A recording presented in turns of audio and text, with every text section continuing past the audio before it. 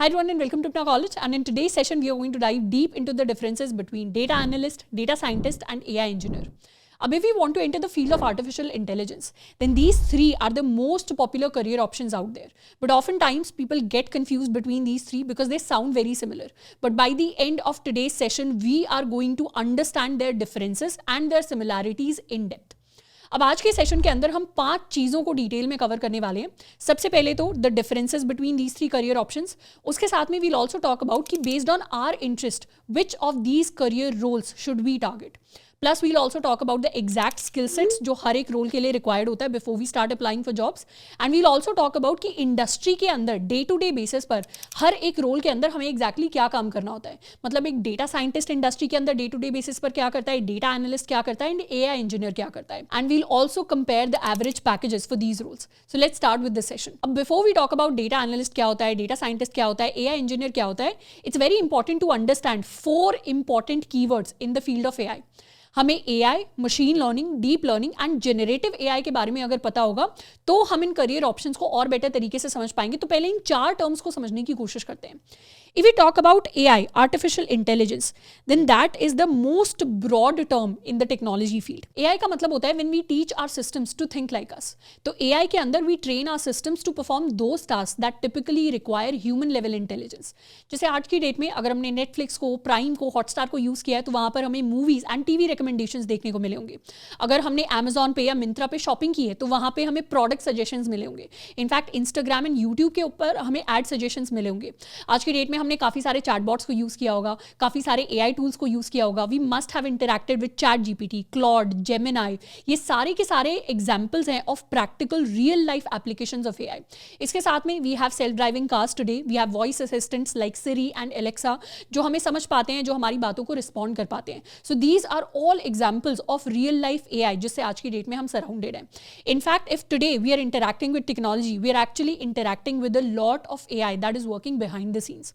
अब artificial intelligence का ही एक सबसे इंपॉर्टेंट एंड सबसे बड़ा सब पार्ट है जिसको हम कहते हैं machine learning. And most of AI that we see today is actually machine learning. In fact ये जो सारे एग्जांपल्स मैंने बताए these are all also examples of machine learning.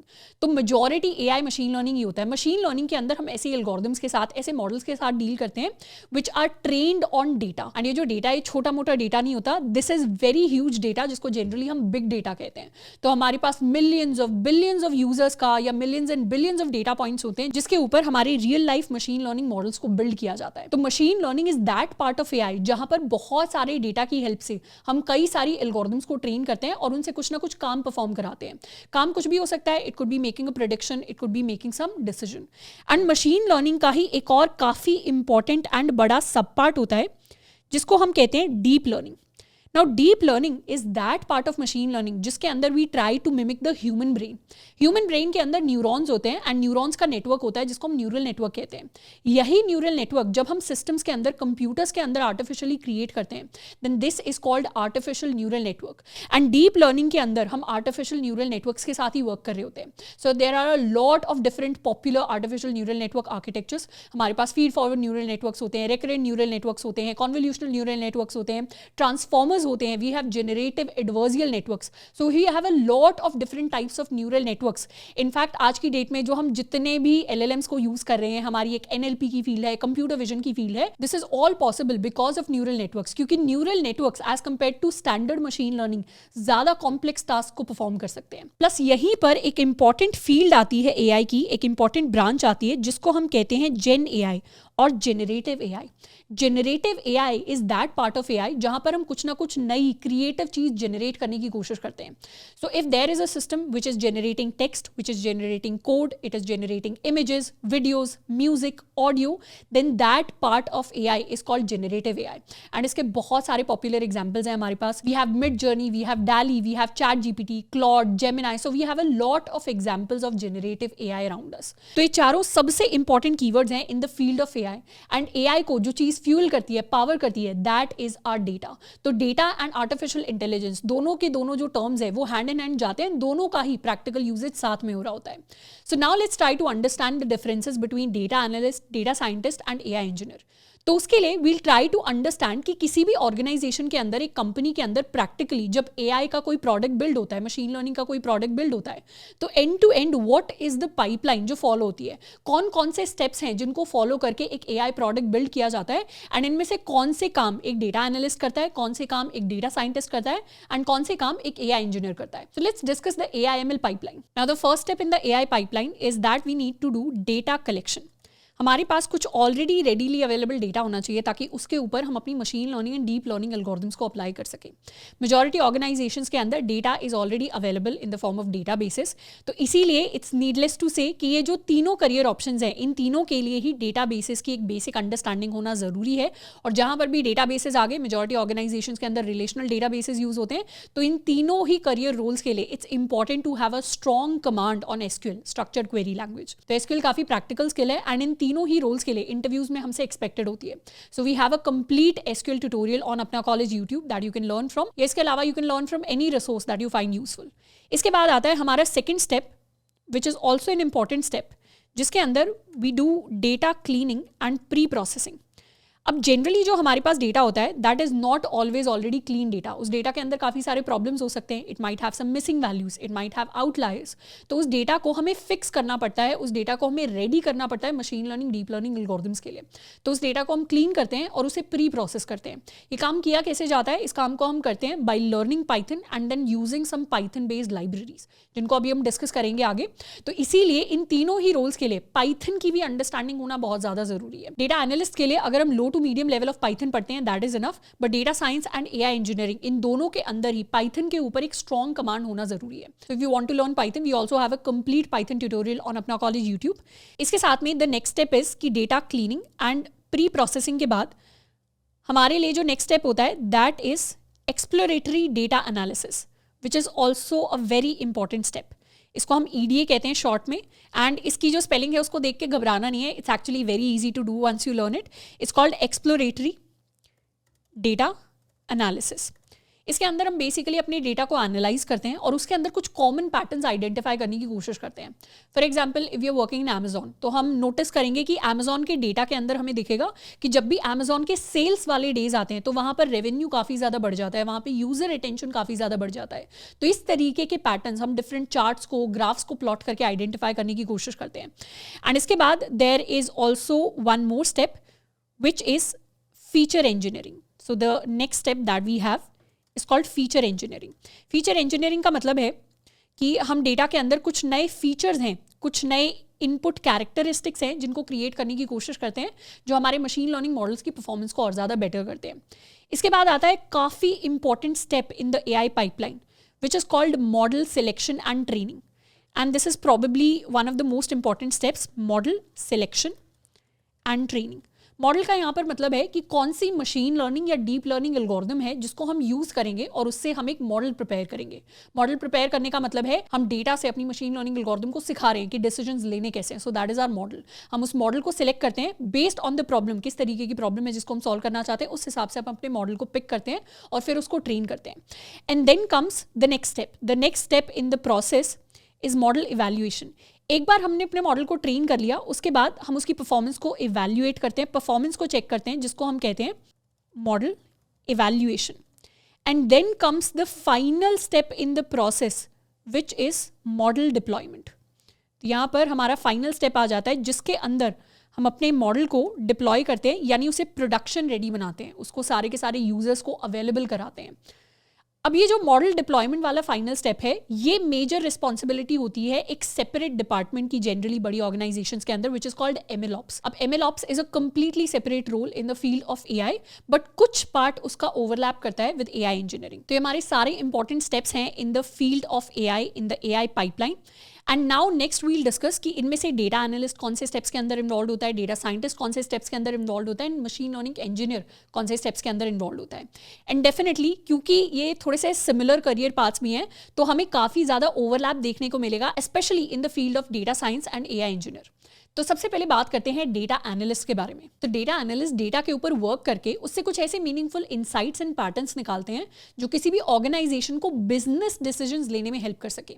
तो डेटा एनालिस्ट का जो इन्वॉल्वमेंट होता है पूरे पाइपलाइन में वो फर्स्ट 3 स्टेप्स के अंदर होता है। सबसे पहला स्टेप डेटा कलेक्शन के अंदर उनका काफ़ी हैवी इन्वॉल्वमेंट होता है। Why? Because they work on the data basis, उससे वो डेटा को एक्सट्रैक्ट करते हैं। तो स्ट्रॉन्ग कमांड ऑन एसक्यूएल होनी चाहिए, in fact strong command on Excel भी होनी चाहिए। तो काफ़ी सारे एक्सेल स्किल्स भी हैं जो डेटा एनालिस्ट से एक्सपेक्टेड होते हैं। Secondly, data analyst should also know basic data cleaning and pre processing. तो डेटा एनालिस्ट के लिए एक तो basic Python plus basic knowledge of statistics is a good to have knowledge, plus उन्हें data analysis भी करना होता है। अब जो डेटा एनालिसिस डेटा एनालिस्ट करता है वर्सेस जो data scientist and AI engineer करते हैं, इन दोनों में डिफरेंसेस होता है। डेटा एनालिस्ट का मोस्टली काम होता है रिलेटेड टू डैशबोर्ड्स। तो यहाँ पर डेटा एनालिस्ट को 2 इंपॉर्टेंट टूल्स के बारे में अच्छी नॉलेज होनी चाहिए, that is power BI and tableau. तो ये इंपॉर्टेंट स्किल्स हैं जो एक डेटा एनालिस्ट से रिक्वायर्ड होती है। अभी we talk about what is the exact day to day work they do. तो हम किसी भी ऑर्गेनाइजेशन के अंदर लेट्स सपोज किसी सीईओ को या किसी मैनेजर को अगर ऑर्गेनाइजेशन के सेल्स के बारे में समझना है तो वो काम करेगा हमारे लिए हमारा data analyst. So data analyst is going to prepare the entire sales dashboard for the company's leadership. उसके साथ में अगर किसी कंपनी के अंदर कस्टमर चर्न रिपोर्ट को प्रिपेयर करना है तो वो काम भी हमारे लिए हमारा डेटा एनालिस्ट करेगा। अगर मैथ स्किल्स की बात करें तो डेटा एनालिस्ट के लिए मैथ स्किल्स जो रिक्वायर्ड होती है वो लो से मॉडरेट लेवल तक रिक्वायर्ड होती है, जिसमें मेजॉरिटी कंपनीज की एक्सपेक्टेशन लो ही होती है। कोडिंग स्किल्स की बात करें तो कोडिंग स्किल्स भी लो टू मॉडरेट ही रिक्वायर्ड होती है, जिसमें मेजॉरिटी कंपनीज की वंस अगेन एक्सपेक्टेशंस लो ही होती है। अब data scientist and AI engineer का जो वर्क है वो काफी सारे स्टेप्स के अंदर ओवरलैप करता है। तो जनरली जहां पर भी हमें मशीन लर्निंग मॉडल्स को बिल्ड करना होता है वहां पर हमारे डेटा साइंटिस्ट वर्क करते हैं। जहां पर जनरली हमें डीप लर्निंग मॉडल्स को बिल्ड करना होता है वहां पर हमारे एआई इंजीनियर्स का रोल ज्यादा होता है। So let's talk about the data scientist. Data scientist का ऑलमोस्ट हर स्टेप के अंदर रोल होता है। तो डेटा कलेक्शन में डेटा साइंटिस्ट की एसक्यूएल के ऊपर स्ट्रॉन्ग कमांड होनी चाहिए। यहाँ पर Excel is not a requirement. Data cleaning and pre processing के लिए पाइथन की 2 इंपॉर्टेंट लाइब्रेरीज हैं, नमपाई एंड पैंडास। इन दोनों के ऊपर स्ट्रॉन्ग कमांड होनी चाहिए। एक्सप्लोरेटरी डेटा एनालिसिस के लिए यहाँ पर डेटा साइंटिस्ट को पावर बीआई एंड टैब्लो सीखने की जरूरत नहीं है, but they need to learn about 2 important Python libraries. First is Matplotlib, second is Seaborn. इसके ऊपर अच्छी स्ट्रॉन्ग कमांड होनी चाहिए जिससे हम चार्ट्स को, बार्स को, ग्राफ्स को प्लॉट करते हैं। Feature engineering is also a core important role for a data scientist. इसको जनरली हम पाइथन से जो भी लाइब्रेरीज की हमने बात की उससे करते हैं। Plus we have the model selection and training part. ये काफ़ी ज़्यादा इंपॉर्टेंट पार्ट है। इनफैक्ट दोनों ही data scientist and AI engineer दोनों के लिए सबसे इंपॉर्टेंट पार्ट ये एंड मॉडल इवैल्यूएशन होने वाला है। अब मॉडल सिलेक्शन एंड ट्रेनिंग के अंदर मशीन लर्निंग मॉडल्स के ऊपर डेटा साइंटिस्ट की स्ट्रॉन्ग कमांड होनी चाहिए। इनको इंप्लीमेंट करने के लिए scikit learn is a very popular library, उसके बारे में पता होना चाहिए। प्लस जो भी हमारे एडिशनल मशीन लर्निंग फ्रेमवर्क्स होते हैं उनकी भी नॉलेज होनी चाहिए। मॉडल इवैल्यूएशन उसी के अंदर कवर हो जाता है। तो मॉडल इवैल्यूएशन तक ही जनरली डेटा साइंटिस्ट का जो मेजॉरिटी इन्वॉल्वमेंट होता है वो होता है। अब data scientist and AI engineer दोनों ही क्योंकि machine learning and deep learning algorithms को सीखते हैं, तो इन एल्गोरिथम्स के जो बिहाइंड द सीन्स वाला लॉजिक है, मतलब जो machine learning deep learning algorithms की थ्योरी होती है, उसकी भी इन दोनों को अच्छी खासी अंडरस्टैंडिंग होनी चाहिए। इसके 2 रीजंस है। सबसे पहला, ये जो थ्योरी होती है ये मैथमेटिकल पॉइंट ऑफ व्यू से होती है। तो अगर हमें एल्गोरिथम्स के पीछे का मैथ समझ में आता है तो वो हमें better data scientist, better AI engineer बनाएगा, क्योंकि हम अच्छे से सोच पाएंगे कि कौन सी एल्गोरिथम किस तरीके से वर्क करती है। Plus it is also important for interview point of view. तो मैथ के 4 इंपॉर्टेंट टॉपिक्स हैं जो मशीन लर्निंग एल्गोरिथम्स के अंदर यूज होते हैं: linear algebra, statistics, calculus and probability. अब इन चारों को ही अगर आपने 11th-12th के अंदर मैथ को किया है तो आपने सारे टॉपिक्स पहले से किए होंगे, तो उनको जाकर आप डायरेक्टली रिवाइज कर सकते हैं। नहीं तो अगर हमने 10th तक का ही मैथ किया है तो इन सारे कॉन्सेप्ट्स को हम जाकर सीख भी सकते हैं। इसमें बहुत ज्यादा कोई टफ चीज नहीं है। कैलकुलस में भी differential calculus is going to be more important as compare to integrations. अब इन चारों में कौन से इंपॉर्टेंट टॉपिक्स होते हैं जो हमें पढ़ने पड़ते हैं, उसके लिए I have given you a resource link which is in the description, तो उसको भी हम सेशन के बाद जाकर चेकआउट कर सकते हैं।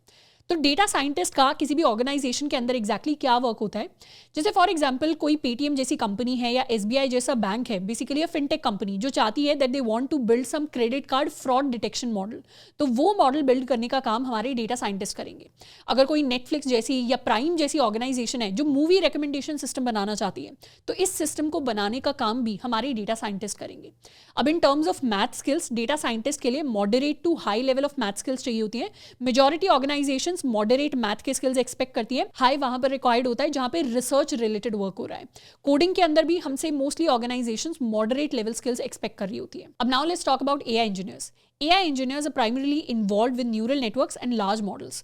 तो AI engineers को कुछ organizations के अंदर machine learning engineers भी कह देते हैं, Gen AI engineers भी कह देते हैं, AI ML engineers भी कह देते हैं. तो company to company designation change हो सकता है, पर skill set almost same रहता है. अब AI engineers को अगर सबसे simple तरीके से समझे तो they are a mix of data scientist and a software engineer, क्योंकि इनका कुछ काम development related भी होता है.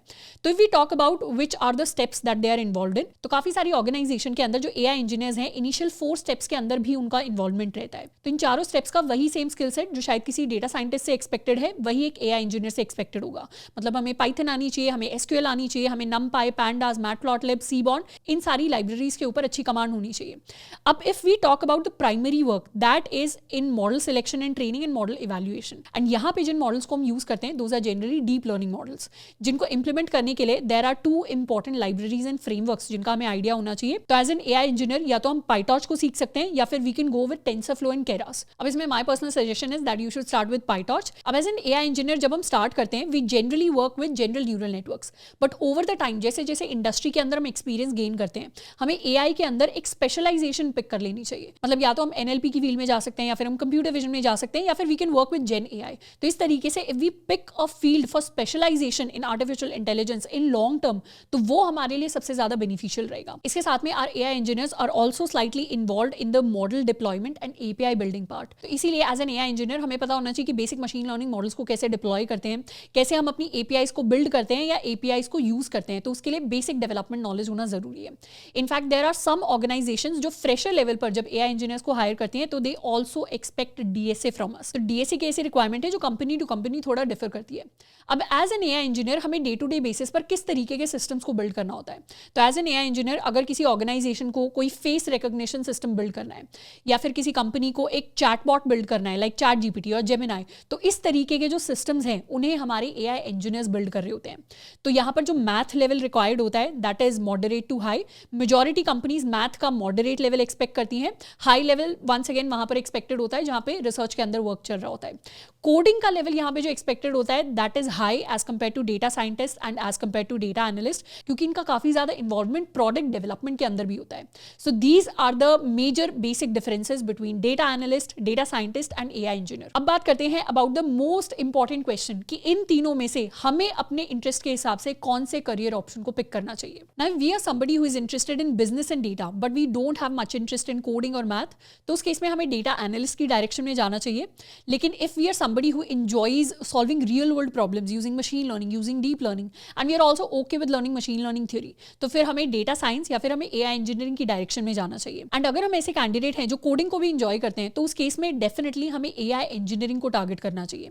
इन टर्म्स ऑफ पैकेजेस अगर हम इंडस्ट्री एवरेजेस को कंपेयर करें, इनमें से जो सबसे हाईली पेड प्रोफेशन है that is going to be AI engineering, which is obvious because it's a mix of data science and software engineering. उसके बाद आते हैं हमारे डेटा साइंस रूल्स एंड उसके बाद आते हैं हमारे डेटा एनालिस्ट रूल्स. अगर हम एग्जैक्ट फिगर्स की बात करें तो for fresher level positions based on a popular site हमारे डेटा एनालिस्ट पोजीशंस के लिए जो फ्रेशर लेवल पे एवरेज पैकेज रहता है through out India, through out multiple industries, that is between 4 to 6 LPA.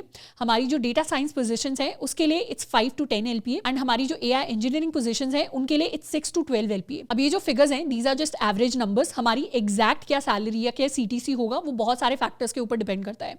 हमारा क्या एग्जैक्ट स्किल सेट है, हमारे पास कितने प्रायर इंटर्नशिप्स हैं, प्रायर क्या वर्क एक्सपीरियंस है, कितना हमारे पास स्पेशलाइजेशन है उस फील्ड के अंदर, हम कौन सी सिटी के अंदर अप्लाई कर रहे हैं, कौन सी ऑर्गेनाइजेशन के अंदर अप्लाई कर रहे हैं. ये बहुत सारे डिफरेंट फैक्टर्स हैं जो एक्चुअली हमारा सीटीसी डिसाइड कर रहे होते हैं. तो इन नंबर से हमें सिर्फ एक आइडिया लेना है. अगर हम एक डिजर्विंग कैंडिडेट हैं then we can definitely crack better offers. अब जितनी भी चीजें आज के सेशन में हमने डिस्कस की हैं, मतलब जितने भी हमने डिफरेंसेस डिस्कस किए हैं, स्किल सेट डिस्कस किए हैं, इन सबको I have compiled in a single resource जिसका लिंक भी आपको नीचे डिस्क्रिप्शन बॉक्स के अंदर मिल जाएगा. तो if you want to look at the detail differences तो उस लिंक को भी जाकर हम विजिट कर सकते हैं.